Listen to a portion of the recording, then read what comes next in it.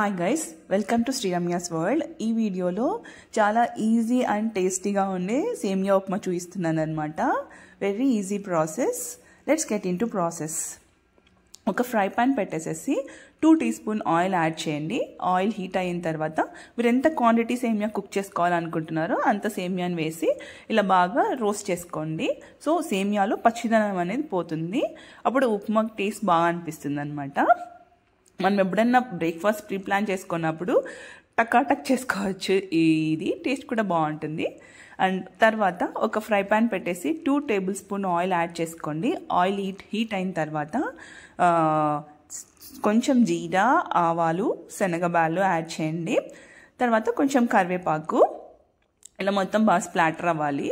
అప్పుడు బాగా ఫ్రై అవుతాయి. సేమియా ఉప్మాకి ఆనియన్స్ నిలువుగా కట్ చేసుకుంటే టేస్ట్ బాగుంటుంది. సో ఒక బిగ్ సైజ్ ఆనియన్ని అలా తిన్గా కట్ చేసుకొని యాడ్ చేసుకోండి. ఆ తర్వాత 2 గ్రీన్ చిల్లీస్ని చిన్నగా కట్ చేసుకొని యాడ్ చేసుకోండి. త్వరగా ఫ్రై అవ్వడం కోసం ఒక పించ్ ఆఫ్ సాల్ట్ యాడ్ చేస్తే ఆనియన్ త్వరగా కుక్ అవుతుంది.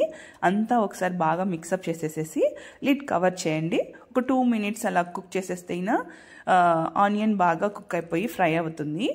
ఆ తర్వాత ఒక మీడియం సైజ్ టమోటాని స్మాల్గా కట్ చేసుకొని యాడ్ చేసుకోండి. అంతా ఒకసారి మంచిగా మిక్సప్ చేసేసేసి లిడ్ కవర్ చేసేసేయండి.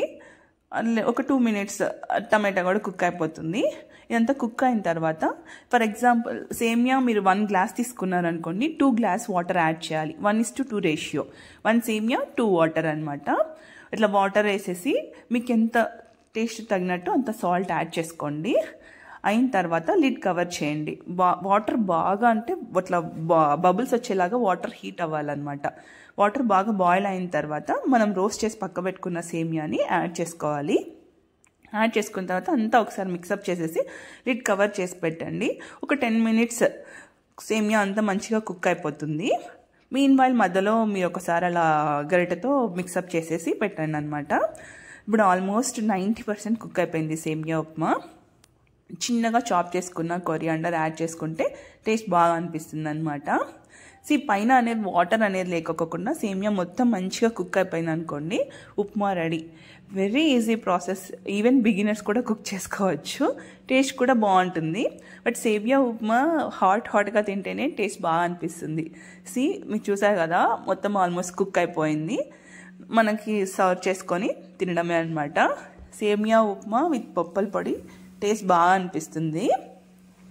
మీరు తప్పకుండా ట్రై చేయండి. ట్రై చేస్తే ఎలా వచ్చిందో please do comment.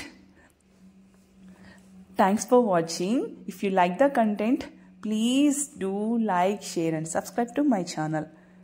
Once again, thank you so much. Bye.